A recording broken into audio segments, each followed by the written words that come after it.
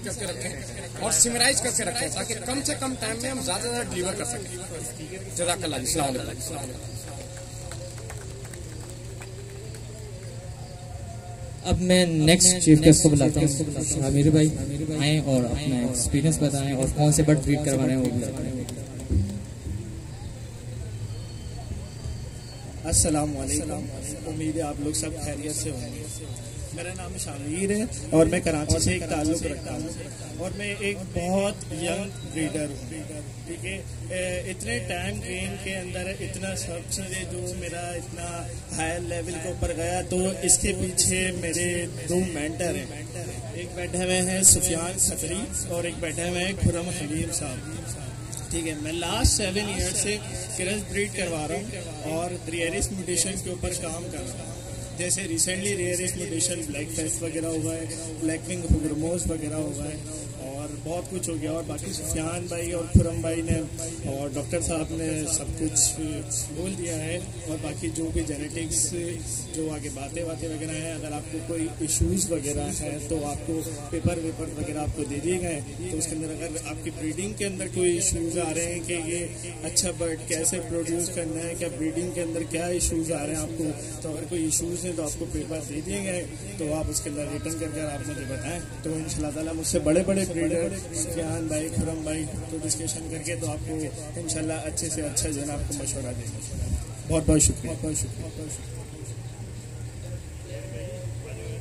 अब मैं next chief guest को बुलाता हूँ, सैयद शाहिर अली।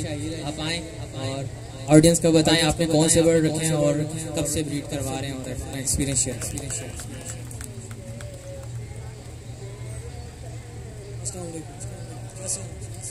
मेरा नाम सैयद शाहिर अली शाह है। मुझे इस फील्ड में इतना सारा टाइम हुआ नहीं। प्रोफेशनली मैं सिविल इंजीनियर हूँ और मास्टर्स की फील्ड से ताल्लुक़ रखता हूँ, मैनेजमेंट की फील्ड से। तो इस फील्ड में आए मेरे ख्याल से कोई 3 से 4 साल हो गए। मैं सिर्फ इतना कहना चाहूँगा, 2 तरह के ब्रीडर होते हैं।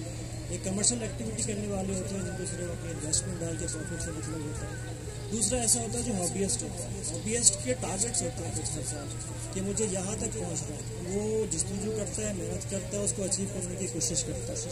तो मैं आप सबसे मैं ये रिक्वेस्ट करूँगा कि आप अपने टारगेट सेट करें। जिस तरह सुफियान भाई और सऊद अरशद ने बात करी है कि टारगेट जब तक नहीं होंगे तो इस हॉबी में होने का आई डोंट थिंक सो कि कोई फ़ायदा है।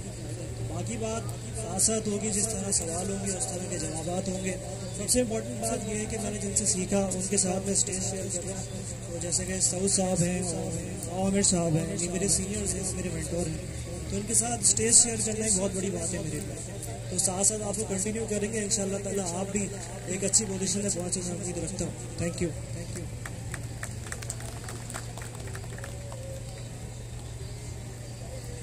मेन जो मकसद है हम लोगों का यहाँ पे जमा होने का, जो मैंने एक मोटिव, जो मेरा मोटिव था कि कुछ सीखो और सिखाओ। मतलब कि मेरी नज़र में बर्ड हॉबी या कोई भी चीज़ ऐसी है कि जिसके अंदर कोई भी इंसान परफेक्ट नहीं होता, कोई ना कोई कमी ज़रूर होती है। तो मकसद हमारा यह जो न्यू फैंसियर हैं, ठीक है, और मोस्टली जो लोगों की कंप्लेन आ रही होती है, जो एक्सपीरियंस होल्डर ब्रीडर्स हैं जो कि हाई लेवल पे अपने ब्रीड करवा रहे हैं, जैसा कि आपके सामने मेंटोर्स हैं वो माशाल्लाह से खुरम भाई हो गए, सुफियान भाई हो गए, डॉक्टर सऊद भाई, जिनको मैंने चीफ गेस्ट के तौर पर बुलाया है, इन सब ब्रीडर्स को, ये अपनी अपनी फील्ड में माशाल्लाह से एक्सपर्ट्स हैं।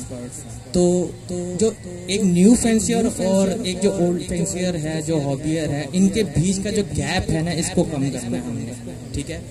तो इसलिए ये गेट टुगेदर किए जा रहे हैं ताकि हम लोग जो हैं कुछ सीख सकें इनसे और हम अपनी हॉबी में कामयाब हो सकें। तो यहाँ पे आने का मकसद सिर्फ यही है कि हम जो सीनियर ब्रीडर्स हैं उनसे अपनी जो हमारी प्रॉब्लम्स हैं उनको डिस्कस कर सकें और उनके जो एक्सपीरियंस के मुताबिक वो आपको जो गाइडेंस मिलेगी उनसे आप उनको सीख सकें। और इसी तरह जो हम नॉलेज खुद गेन करें वो आगे हम जो न्यू फील्ड में इसमें आ रहे हैं उन लोगों से भी अपना नॉलेज शेयर कर सकें। बाकी मैं बहुत बहुत शुक्रगुजार हूँ ज़ुहैब भाई का और सालमीन भाई का, जिन्होंने ये जो है ऑर्गेनाइज़ किया है पूरा सेटअप। तो मैं उनको बुलाना चाहूँगा। ज़ुहैब भाई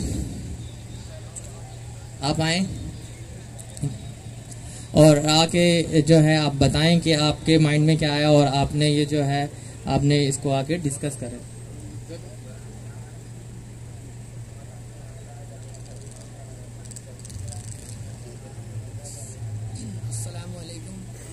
भाइयों को जो यहाँ पर आए। मुझे बहुत खुशी है जो लोगों ने मेरा साथ दिया है और आज मेरे साथ हैं। और सबसे पहले मैं अपने सारे तमाम चीफ गेस्टों को बहुत शुक्रगुजार हूँ जिन्होंने मेरी एक आवाज़ पर जो है ना वो यहाँ मौजूद हैं। और मैं इनकी जितनी कह लेंगे वो की जाए वो कम, तारीफ़ की जाए वो कम है। और मेरे को यानी सेकंड ईयर है बर्ड्स के ईयर में, और मैं एग्जीबिशन होगो और लव बर्ड्स यानी रखे हुए मैंने और माशाल्लाह से ब्रीड करा रहा हूँ। और मैं आगे भी चाहता हूँ इंशाल्लाह ताला म्यूटेशन पे काम करूँ और सीखूँ इंशाल्लाह ताला। जज़ाकल्लाह।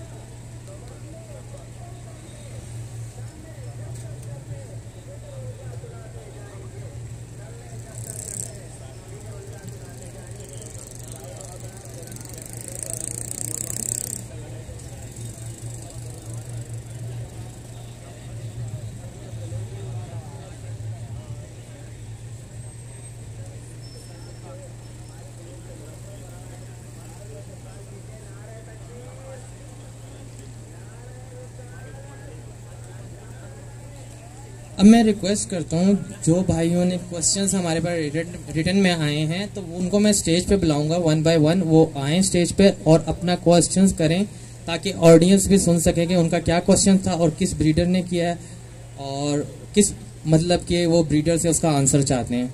तो सबसे पहले मैं बासिस भाई को बुलाता हूँ।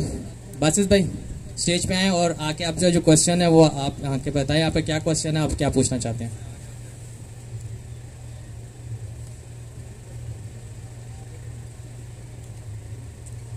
अस्सलामुअलैकुम, मेरा नाम अब्दुल बासित है और मैं कराची से ही बिलोंग करता हूँ। मेरा क्वेश्चन डेड इन शेल के बारे में था डॉक्टर सऊद से। दूसरा मेरा ये हेलो हेलो हेलो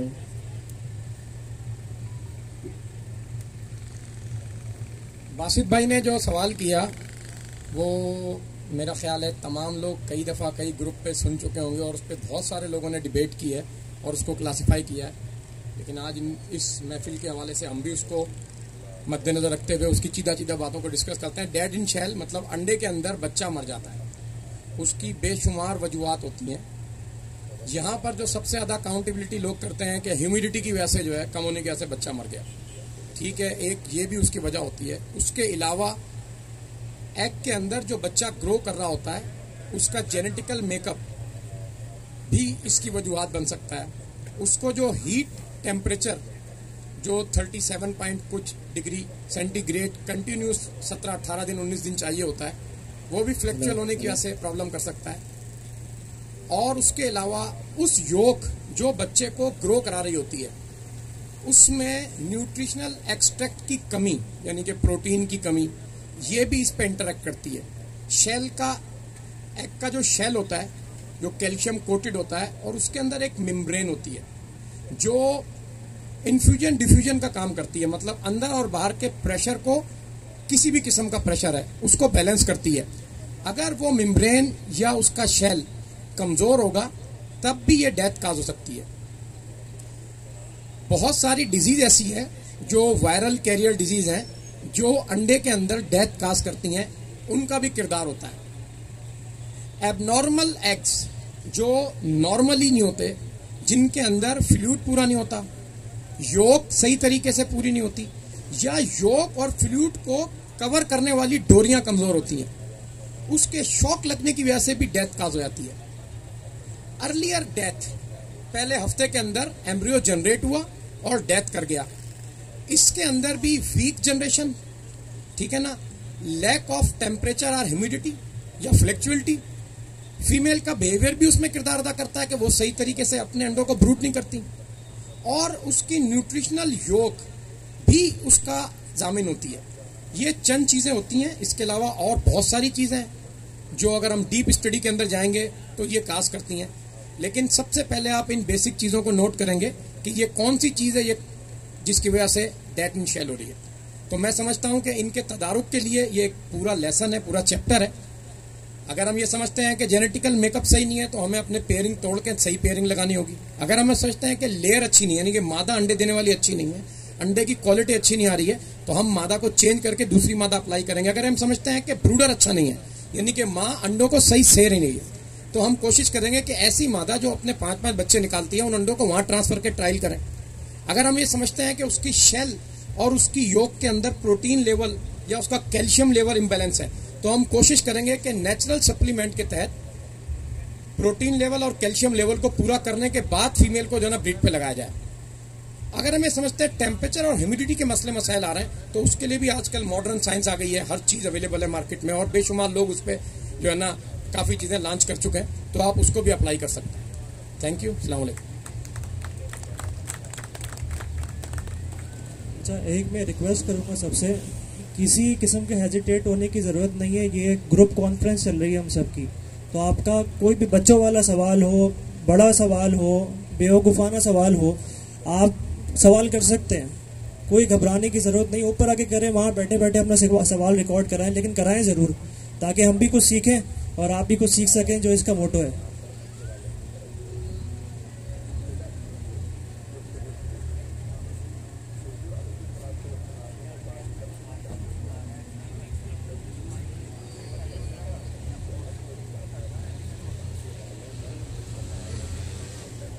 एक भाई का क्वेश्चन है, व्हाट इज पॉसिबल बर्ड?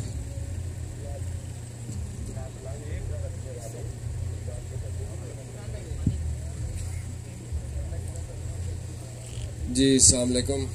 किस भाई का सवाल है? पॉसिबल बर्ड किस टर्म में? In terms of recessive gene, in terms of किस तरीके से, मतलब पॉसिबल बर्ड?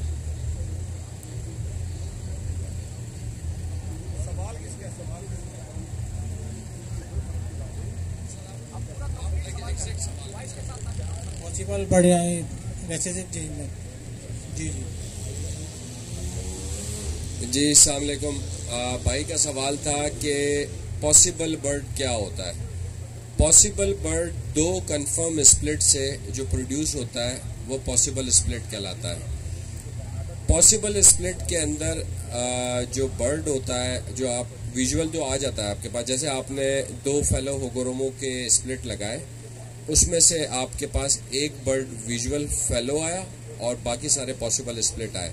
वो 4 में से जहाँ तक मेरा पर्सनल एक्सपीरियंस है 3 बच्चा कैरियर होता है कंफर्म का, तो वो बर्ड मेरे लिए बड़ा इम्पोर्टेंट होता है और शायद वो कोई लेने के लिए हाथ भी नहीं डालता, लेकिन वो बहुत इम्पोर्टेंट बर्ड होता है क्योंकि वो भी रिसेसिव का कैरियर होता है। तो अगर आप 100 में से एवरेज बच्चा देखें तो 50 से 60 बच्चा जो है कंफर्म स्प्लिट होगा। टेस्ट ब्रीड करनी पड़ती है उसकी आपको।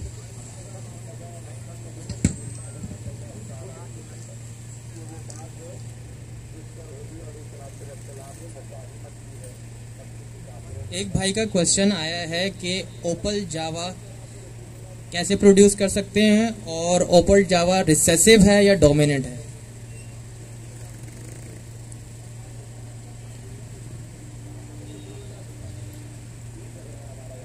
जी ये बहुत अच्छा सवाल है और इस वक्त वक्त की ज़रूरत भी है कि इस सवाल को जो है ना अच्छी तरीके से जो है बताया जाए। जिस भाई ने भी सवाल किया है उसको खराज तहसीन पेश करते हैं कि पब्लिक को इस वक्त ये चीज़ बताने की ज़रूरत है। देखें, ओपल जावा जो है ना 2 कलर की कम्बिनेशन से प्रोड्यूस होती है, ये बात आप नोट कर लें। अक्सर क्या होता है कि लोग फॉन को सिल्वर से क्रॉस करते हैं और उसमें से ग्रे बच्चा निकल आते हैं। वाइट बच्चे भी निकल सकते हैं अगर वो इसके स्प्लिट हों, ज़्यादातर मैक्सिमम ग्रे निकलते हैं और कभी कभी सिल्वर भी निकल आता है। कभी फॉन भी निकल सकते हैं अगर वो स्प्लिट होगा फॉन का, रेड आई का। तो जब उस सिल्वर बच्चे को जो इन दोनों की कम्बिनेशन से निकला है या ग्रे बच्चे को जो इन दोनों की कम्बिनेशन निकला है दोबारा आपस में ब्रीड कराया या 2 जोड़ों की ब्रीड को आपस में ब्रीड कराया तो उसमें से ओपल जावा निकलती है। कुछ जगहों पर ऐसा होता है कि सिल्वर जो फॉन के क्रॉस से निकला हुआ है उसको जब आप दोबारा फॉन से क्रॉस करते हैं उससे भी ओपल जावा निकल आती है। लेकिन ये जीन जब प्रोड्यूस हो जाती है उस कलर के अंदर कम्बिनेशन में ये बर्ड आ जाता है तो इसकी आई जो होती है वो फॉन से थोड़ी सी डिफरेंस होती है। अच्छा, अब फर्दर इसको जो है ना स्टडी कर रहे हैं कि ये सेक्स लिंक है या सेक्स लिंक नहीं है, लेकिन मैंने ये देखा है कि जब आप उसको दोबारा फॉन से क्रॉस करते हैं तो कभी भी जो है ना ओपल नहीं आती, सारे फोन आते हैं। और हमने भी अभी इसको 2 साल हुआ है वर्क करना स्टार्ट किया, और अब हम इस पर ट्रायल ले रहे हैं, तजर्बात कर रहे हैं। हमने फोन के साथ क्रैश किया, फोन बनाया, अब उन फोन को आपस में मिलाया, देखें उसमें ओपल निकलता है नहीं निकलता है। कुछ जगहों पर हमने फोन के साथ डाला, वहां ओपल निकले भी, तो पता चला कि वो ओपल की जीन फोन भी कैरी कर रहा था। लेकिन अक्सर सीनियर ब्रीडर्स का ये कहना है कि फोन ओपल का स्प्लिट नहीं होता, ये एक कलर कम्बिनेशन है जो सिल्वर को फोन से क्रॉस करने के बाद सेकंड या थर्ड जनरेशन में प्रोड्यूस होती है। थैंक यू, अस्सलाम वालेकुम।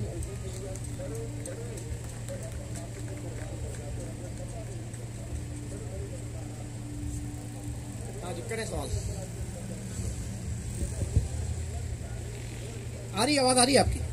डॉक्टर साहब, मेरा सवाल ये है कि जैसे लवबर्ड सूकड़े में आ जाता है और बजरीगर्स कंडम बच्चे निकालते हैं, जैसे उनकी कलियां झड़ जानी है और मतलब सेल्फ देर में हो रहे हैं, फिर वो उसके लिए क्या करना चाहिए? देखें, लवबर्ड सूकड़े में आ जाता है यानी कि कमजोर हो जाता है, ये बिल्कुल एक अलग चैप्टर है और अलग वो है। और जो बच्चे गंजे या कंडम या कमजोर निकलते हैं, ग्रोथ सही नहीं करते, वो एक अलग है। सबसे पहले हम आपका सवाल लेते हैं कि लवबर्ड सूकड़े में क्यों आता है। देखिए, सूकड़ा जो है ना एक अलामत है, कोई बीमारी नहीं है, कमजोर होना। बट कमजोर जब होता है जब उसके विसरल आर्गन कहते हैं लटके हुए आजा, जिसमें दिल, कलेजी, फेफड़ा, गुर्दे, XYZ सारे चीजें आपकी आती हैं, तक टेस्टिकल भी आते हैं। कोई भी आपका विसरल आर्गन अपना प्रॉपर फंक्शन करना कम कर देता है तो बर्ड अपना वेट लॉस करता है। अच्छा, उसके साथ साथ जो है ना इंटेस्टिनल, स्टमक के जितने भी पार्ट्स हैं, ये सारे भी अपना फंक्शनल लॉस करते हैं, तब भी ये प्रॉब्लम आती है। मेजर जो देखा गया है कराची के अंदर या पूरे पाकिस्तान के अंदर जो लवबर्ड कमजोर हो रहा है, वो लिवर की प्रॉब्लम कैसे हो रहा है। और वो लिवर की प्रॉब्लम जो आ रही है, मुख्तलिफ किस्म के केमिकल जो साइंटिफिक तरीके से किसी लेबोरेटरी के टेस्ट का हिस्सा नहीं बनते या एनिमल ट्रायल प्रूफ नहीं होते। पाकिस्तान ऐसा कंट्री है कि जहां पे आप सुबह ड्रग उतारें पूरी दुनिया से और शाम को पूरे पाकिस्तान में बांट दें, और अगले दिन वो लोग डायरेक्ट ट्रायल ले लेते हैं, कहते हैं कि बहुत अच्छे बंदे ने बहुत अच्छी दुनिया की प्रोडक्ट बनाई है। होता क्या है कि उसका जो है ना एनिमल ट्रायल टेस्ट नहीं होता है। उसकी वजह से क्या होता है कि वो टॉक्सिन जो है ना वो लिवर को डैमेज करते हैं, और एक टाइम में आके बर्ड जो है वो कमजोर होकर सोकड़े का शिकायत हो जाता है।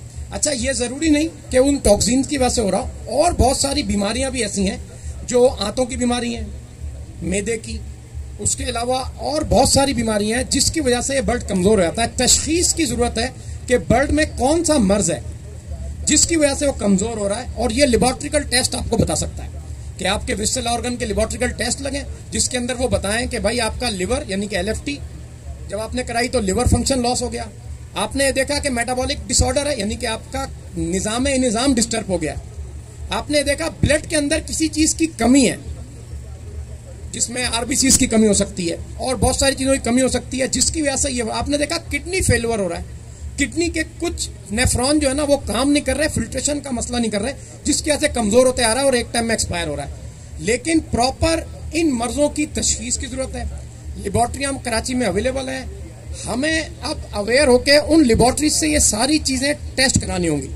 एनिमल हाउस भी बन रहे हैं गवर्नमेंट की तरफ से, इदारे भी रिसर्च के बन रहे हैं, उनके पास हमने जो जो प्रोडक्ट हम बर्ड्स पे इस्तेमाल करते हैं उनका ट्रायल टेस्ट प्रूफ होना चाहिए एनिमल के ऊपर, फिर हमने जाना चाहिए। अब आते हैं हम, मेरा ख्याल है ये इतना काफी है, बहुत बात लंबी हो जाएगी और बहुत सारे गेस्ट भी बैठे हुए। दूसरी तरफ आप आते हैं कंडम खराब, under size, less grown up बच्चे, ये 4-5 अलग अलग चीजें हैं जो कंबाइन होकर आ रही हैं। फेदर ड्रॉपिंग जो है वो मेज माइट्स की तरफ से भी होती है। फेदर ड्रॉपिंग जो है वो कैनाबॉलिज्म की तरफ से भी होती है, जो बच्चों के पर नोच लेते हैं, बैड हैबिट कैनाबॉलिज्म कहते हैं। फेदर ड्रॉपिंग जो है वो वायरल इन्फेक्शन की वजह से भी होती है, जिसमें पोलियामा वायरस है, FMD का वायरस है और बहुत सारे वायरस है जो इस पर इंटरेक्ट करते हैं। फेदर ड्रॉपिंग जो है वो एक्सेसिव विटामिन A-D की वजह से भी होती है। अब आपने सबसे पहले डायग्नोज कराना है कि मेरे पास जो फेदर ड्रॉप हो रहे हैं उसकी मेन वजह क्या है, फिर उसका आपने ट्रीटमेंट करना है। मिसाल के तौर पे वायरल इन्फेक्शन है तो आपने वो वायरल कैरियर बर्ड रिमूव करना है। अगर आपके पास जेनेटिकल कोई प्रॉब्लम है कि 2 जोड़ों के बच्चों से ही आ रहा है तो आपने उनको तोड़ के अलग लगाना है। अगर आपके पास बॉक्स में माइट्स का प्रॉब्लम आ रहा है आपने बॉक्स चेंज करना है, डिसइंफेक्ट करना है, एंटी माइट्स, आजकल बेहतरीन जबरदस्त टिक्स फ्रीज माइट्स की स्प्रे और चीजें आ गई हैं। अपने बर्ड्स को आइवरमेक्टिन की ड्रॉपिंग करानी है कंटिन्यूस और उसको डिजीज फ्री करना है मेज माइट से। तो मैं समझता हूं कि ये कंप्लेन आपकी कम हो जाएगी। अब हम आते हैं कमजोर और चाइना ब्रांड छोटे बच्चे। उसमें भी बहुत सारे फैक्टर इन्वॉल्व होते हैं, पूरा एक चैप्टर है, इतना लंबा हमारे पास टाइम नहीं है।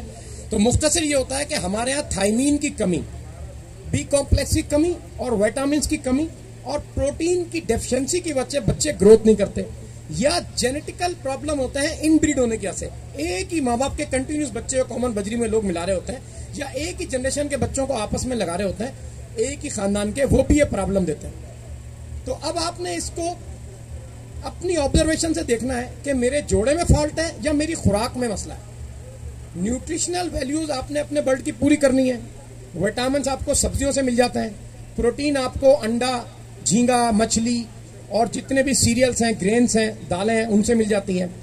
विटामिन में हर्ब और आपकी ग्रीन फूडर जो हैं जितने भी आते हैं, लूसन है, पालक है, मेथी है, XYZ, बहुत सारी सब्जियां, पेठा है, चुकंदर है, गाजर है, शिमला मिर्च है, इन सारी चीज़ों से आपको विटामिन मिल जाते हैं और ये सारी चीज़ें आपकी उस डेफिशिएंसी को पूरा कर सकती हैं। अब एक मेन चीज़ ये है, जो आपका बोन स्ट्रक्चर होता है वो कैल्शियम डिपोजिशन पे होता है। तो कैल्शियम की क्रूड सोर्स आपको लाजमी देनी होती है एक लेवल के अंदर, जिसके अंदर एग शेल हो गया, ऑस्टर शेल यानी कि सीप का चूरा हो गया, कटल बोन फिश जो आप जिसको झांग, समुद्री झाग कहते हैं, वो हो गया। इन सारी चीज़ों से आप सपोर्टिव ट्रीटमेंट करके अपने बर्ड की कैल्शियम को पूरा कर सकते हैं। अब अगर आप समझते हैं कि सपोर्टिव तौर पे कैल्शियम ग्लूकोनेट और लैक्टेट की जरूरत है, तो आप सपोर्टिव मार्केट में अवेलेबल होती है, वो आप दे सकते हैं। अगर आप समझते हैं नहीं ऐसी कोई डेफिशिएंसी नहीं है, कोई ऐसी बीमारी नहीं है, तो इन सारी चीज़ों से भी आप कवर कर सकते हैं। तो ये सारी चीज़ें जब आप ट्रायल करेंगे तो आपको पता चलेगा कि बच्चे में कंप्लेन क्या आ रही है। दूसरा, कुछ लोग हैवी डोज, बहुत ज़्यादा प्रोटीनाइज फूड देते हैं जिससे बच्चे का मैदा खराब हो जाता है और वो उस ग्रोइंग एज के अंदर ड्रॉपिंग करके, कमज़ोर होकर, लिवर प्रॉब्लम में आके, किडनी, मैदे के प्रॉब्लम में आके अपनी ग्रोथ छोड़ देता है और फिर वो ग्रोथ करना कम कर देता है, वो भी चुनना चूहा निकल आता है। अच्छा, वेदर इन्वायरमेंटल चेंजिंग के अंदर भी ये प्रॉब्लम आती है कि ऑफ वेदर ब्रीड भी ये प्रॉब्लम करती है, सारी चीज़ों के मसले मसाइल आते हैं। तो आपने खुद ऑब्जर्व करके, खुद डायग्नोज करके बताना है कि ये मर्ज क्या है, तो उसकी तशखीस होने के बाद उसका ट्रीटमेंट होगा। जज़ाकल्लाह। अस्सलाम वालेकुम।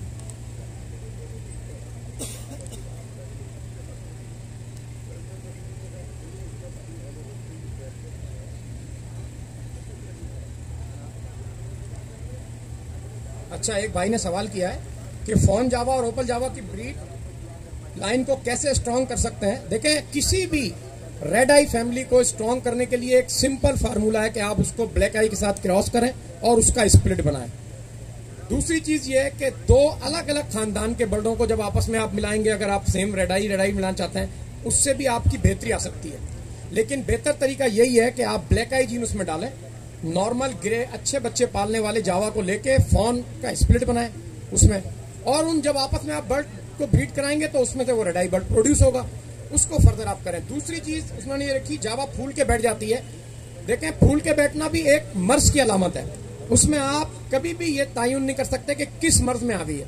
हो सकता है उसकी आंतें खराब हो सकता है उसको नमूनिया हो सकता है उसका लिवर काम करना छोड़ रहा हो सकता है उसके किडनी फेलियर हो रहा हो, XYZ कोई बीमारी हो सकती है। तशखीस की जरूरत है, लेबोरेटरिकल टेस्ट की जरूरत है। वेटनेरियन के मरने वाले बर्ड को डाइसेक्शन करके उसके सारे आज़ा को स्टडी करके ट्रायल बेस लगाने के बाद वो बता सकेगा कि किस मर्ज में बर्ड ये बीमार हुआ था और मरा था। ऐसे बता देना जानवर पे जुल्म है, और सेल्फ मेडिकेशन उससे बड़ा जुल्म है कि अगर उसका लिवर कमजोर है और अपने हाई एंटीबायोटिक दे दी तो लिवर पे पहले जाके उसने अटैक करना है, बचा कुछ भी नहीं बचेगा जो उसमें बचा होगा। लेकिन मेजर साइन जो देखा जाता है जावा के अंदर, उसके स्टमक के अंदर इन्फेक्शन होता है जिसकी वजह से वो फूलती है, कमजोर होती है, दाना पानी खाना कम करती है। तो सबसे पहले आप फ्लेजिल या एंटामिजोल का कोर्स करा दें, या ट्राइफल में जो है ना न्यूमासिन, क्लोरोटेट्राजोन, फिरोटाडोन है, ये 2-3 चीजें, उनका कोई सपोर्टिव कोर्स करा दे, देखें कि उससे बेहतरी आ रही है नहीं आ रही है। दाने के अंदर सब कुछ बंद करके सिर्फ बारीक कंगनी जई तो खाती नहीं, वो बारीक कंगनी के लिए आ जाए तो हो सकता है उससे बेहतरी आ जाए। लेकिन तशखीस करना जरूरी है कि मर्ज क्या है, फिर उसका इलाज होना जरूरी है। तो बहरहाल ये 2 बातें किसी ने पूछी थी। उसके अलावा अगर कोई सवाल है तो किसी गेस्ट से। हेलो, एक और क्वेश्चन है भाई का कि कॉकटेल के चिप्स सरवाइव नहीं करते, तो उसकी क्या रीजन है? जी बिल्कुल, ये सवाल पिछले भी सेशन में हुआ था मेरे ख्याल, अगर जिन लोगों ने सेशन अटेंड किया होगा या ऑनलाइन या किसी यूट्यूब पे जो चैनल लगे उसमें देखा होगा, लेकिन बहुत सारे नए लोग हैं हमारे भाई, तो ये सवाल दोबारा आया। देखिए, कॉकटेल जो है सबसे ज्यादा सेंसिटिव बच्चे प्रोड्यूस करता है जिनकी इंटेस्टीन पैराटाइफाइड से प्रोहिबिटेड है, यानी कि जब भी पैराटाइफाइड का इन्फेक्शन उनके ऊपर हावी होता है, उनके बच्चे उसमें मर जाते हैं। मेन काज पैराटाइफाइड होता है और बहुत सारे भी उसके साथ काज हैं। कॉकटेल का पोटा और कॉकटेल की खुराक दूसरे बर्डों से कुछ चेंज है। कॉकटेल को सबसे ज्यादा सॉफ्ट फूड चाहिए होता है अपने बच्चों को खिलाने के लिए जब वो बच्चे निकालता है। कॉकटेल अपने बच्चे को बार बार भराई कराता है और उसका पोटा आम बर्ड से बहुत ज्यादा और लटका हुआ होता है, तो उसमें इन्फेक्शन के चांसेस भी ज्यादा होते हैं। तो बेहतर यह है कि 7 से 15 दिन के अरसे में जब वो इन्फेक्शन काज कर रहा होता है, पैराटाइफाइड का जरासीम सैल्मोनेला टाइफी, तो उस वक्त आप सपोर्टिव तौर पे फिरेल्टाडोन या न्यूमाइसिन का कोर्स करा दें तो आपका बच्चा इस एज से निकल जाएगा। फिर जब वो पिनो से पलमेज की तरफ आ रहा होता है 7 दिन का फिर कोर्स करा दें। दूसरी चीज ये है कि उसके सॉफ्ट फूड को फर्मेंटेट ना होने दें। अस्टर स्टेप्टोकोकस और बेसिलोकोकस जो है सॉफ्ट फूड के अंदर प्रोड्यूस होते हैं और वो उस बच्चे में डायरिया काज करते हैं और उसकी वजह से वो बच्चा मर जाता है। तीसरा जो मेन मसला है कॉकटेल का कि कॉकटेल हॉट वेदर ब्रीडर है, शदीद गर्मी के अंदर ब्रीड करता है। हम उसको फुल टेम्परेचर कूलिंग टाइम पे ब्रीड कराते हैं। उसकी हैबिट है कि वो एक दिन का बच्चा छोड़ के 2-2 घंटे के लिए बाहर आ जाता है, जो हमारी तमाम स्पीशीज में कोई ऐसा काम नहीं करता। अब सर्दी के मौसम में ओवर इन्वायरमेंटल कंट्रोल नहीं है और वो बच्चे छोड़ छोड़ के भाप आता है तो बच्चे नमूनिया में आ जाते हैं। ठंड लगने की वजह से नमूनिया में आके भी बच्चे मर जाते हैं। तो इन सारी चीजों को मद्देनजर रखते हुए आपने चलना है, तो कॉकटेल आपको बेहतरी देगा। चौथी बात, जब भी बच्चा कॉकटेल का खराब हो, बीमार हो, कमजोर हो, माप के नीचे, आपने तमाम चीजें बंद करके उसको बारीक कंगनी पे ले आना है और 20% जवी, यानी कि 80% बारीक कंगनी, 20% जवी, व्हाइट ईरान वाली सफेद बारीक करनी। एक तो काली वाली छिलके वाली आ रही है वो भी खराब है, फंगस वाली इस्तेमाल नहीं करनी। दूसरा वही जई आपने पानी में भिगो के 6 घंटे बहुत होते हैं, 24 घंटे नहीं, 6 घंटे भिगोएंगे, उसमें बड़ी जबरदस्त नमी आ जाती है और वो उसको अप्लाई करनी है। सर्दियों में चलो 12 घंटे अप्लाई कर ले, क्योंकि रात को तो 2 बजे कोई नहीं भिगोने बैठेगा, वो डेफिनेटली 6-7 बजे भिगोएगा। सुबह फजर में निकाल के जई को फजर में निकालने के बाद अखबार पे लग के हल्की हल्की धूप लाजमी लगानी है ताकि उसमें से जो है ना जो मॉइस्चर है वो थोड़ा सा निकल जाए, फिर आपने उसको देना है। और कॉकटेल के लिए ये कहते हैं कि 2 से 3 दफा उसको कराची के वेदर में सॉफ्ट फूड फ्रेश दें, तब उसमें जो है ना फर्मेंटेशन नहीं होती, बैक्टीरिया ग्रोथ नहीं करता, उसका बच्चा बचता है। और ये बड़ा मुश्किल अमल होता है, हम भी नहीं कर पाते और हमारे पास भी ये कंप्लेन बहुत आती है। यही वजह है कि हमारे पास बहुत ज्यादा कॉकटेल की प्रोडक्शन नहीं आती बनिस्बत लब्बड़ और बजरी के। लब्बड़ बजरी बिल्कुल चेंज है। लब्बड़ के अंदर तो रात भर वो अपने दाने जो है ना खुद पानी में डाल देता है और सुबह फजर के बाद निकाल के खाता है। कितनी सोर्स लगा लो, आपसे पहले उठता है और वो कार्रवाई कर जाता है। तो 12 ये अच्छा सवाल था, लेकिन कॉकटेल सेंसिटिव परिंदा है, आप उस पर फुल कंसल्टेशन से काम करेंगे तब अच्छा रिजल्ट ले पाएंगे। हेलो, एक और क्वेश्चन है भाई का कि फिंच अपने जो बच्चे हैं वो नेस्टिंग से बाहर क्यों फेंक देती है? देखें, कोई भी परिंदा अपने बच्चे नेस्टिंग से बाहर नहीं फेंकता। छोटी चिड़िया जो है, फिंच हो गई, जावा हो गई और इससे रिलेटेड जितनी फैमिलीज हैं स्पैरोज की, वो अपने बच्चों को, क्योंकि उनके बच्चे बहुत नाजुक और बहुत मासूम होते हैं और उनकी हैबिट है कि वो सबको 1, 2, 3 दिन में हेज करती है। वो एक एज के सारे बच्चे होते हैं और वो सबको अपने परों में जमा के ना अंदर बैठ जाती है ताकि उनको ठंड ना लगे, क्योंकि ये अक्सर ब्रीड है। जावा खासतौर पर सर्दी में ब्रीड करती है, फिंच भी करती है, नाजुक होती है। तो जैसे ही खटका होता है या किसी किस्म की नॉइस होती है या आप उसके करीब से गुजरते हैं, वो खौफ हिरास में, क्योंकि डरपोक परिंदा है बनिस्बत दूसरे परिंदों के, वो बाहर निकलता है अपने आप को एकदम सेफ करने के लिए, और वो जो बच्चा उसकी बगल में या उसके पर में या उसकी जगह चिपका होता है वो निकल के बाहर गिर जाता है। तो ये प्रॉब्लम बर्ड्स का नहीं होता, ये प्रॉब्लम होता है हमारा।